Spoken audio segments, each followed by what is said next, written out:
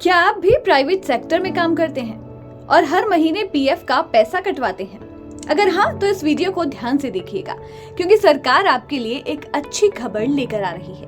Private sector के employees को मिलने वाली पेंशन को 3 गुना बढ़ाया जा सकता है।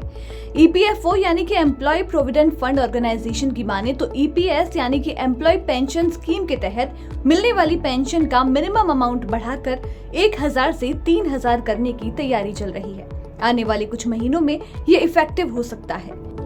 ईपीएस की माने तो ये एक रिटायरमेंट स्कीम है जिसे ईपीएफओ ही ऑपरेट करता है। रिटायरमेंट के बाद प्राइवेट एम्प्लॉइज की पेंशन की देखरेख ईपीएस ही करता है।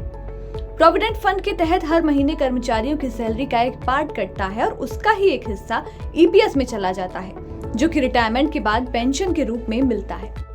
फिलहाल ईपीएफ में एम्प्लॉयर के 12% योगदान में से 8.33% ईपीएस में चला जाता है, जबकि बचा हुआ 3.67% ईपीएफ में ही रह जाता है। वहीं एम्प्लॉयर की सैलरी से कटने वाला 12% पूरा ईपीएफ में ही डिपॉजिट हो जाता है।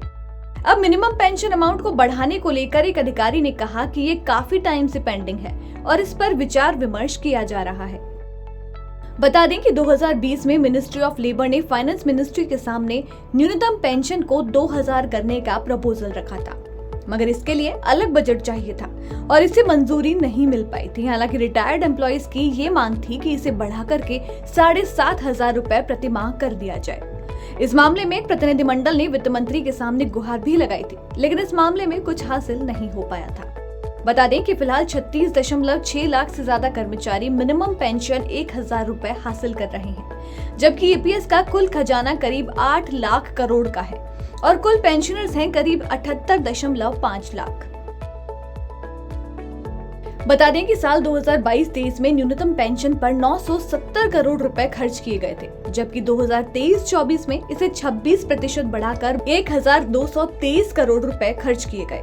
वहीं अब श्रम मंत्रालय ने इसे 1000 से बढ़ाकर के 3000 करने की मांग की है।